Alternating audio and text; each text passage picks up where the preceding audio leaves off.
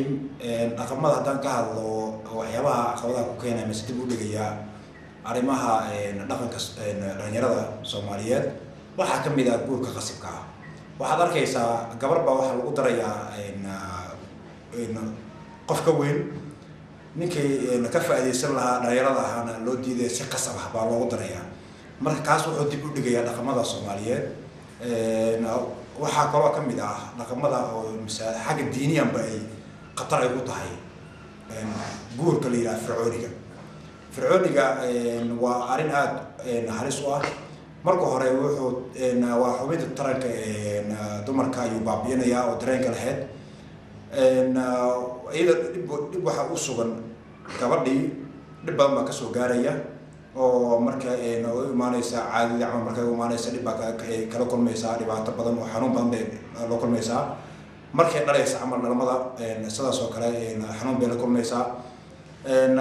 raggii iyo dumarkiina way xanuun ku imaanaya waqti guurka todobada ah xanuun badan bay la kulmayaan oo gabadhiina way ku xanuunsanaysaa inankiina way ku xanuunsanayaa taana waa dib u dhac bay ku keenaysaa marka xag diiniyan uma banaana magacaaba ka garanaysaa fircooni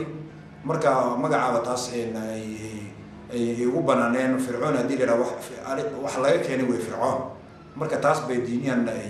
ay soo banaaneen dhaqanka Soomaaliyeedna kuma jirto inkastoo Soomaalida badankooda ay hadda ka waantoobeen san filayno insha Allah in kala badanna waa laga sii waanin doonaa labada iyo in kala badan baa jiro oo dhaqanka Soomaaliyeed dib u dhac ku keenaya sida hadda waxa guurka qasabka iyo waxaan ka hadlay fircooniga waxa kale ka mid ah dhaqanka Soomaaliyeed dib u keenaya kalsoonida oo talaftirkeeda ku jirta inuu guurka Soomaaliyeed dib u dhaco iyo in kala badan hadda aan waqti aan u helin waad ku maasantihiin bahda nabadoon youth alliance aad baa ka mahadcelinayaa فرصة أن يسيسين يوناقات يوعزونتين وهذا كم أسنتين.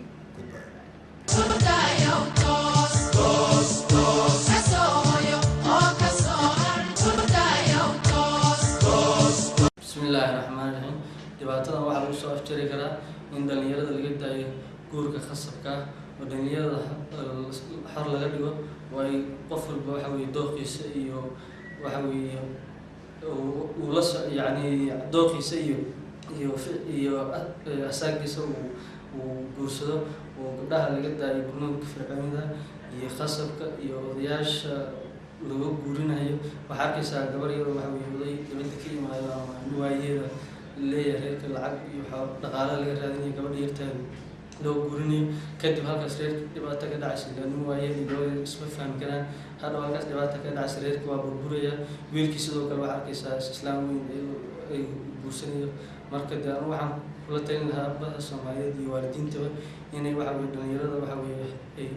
jiskooda u madax baneeyaan oo dhalinyarada waxa weey qof walba asaagiisa iyo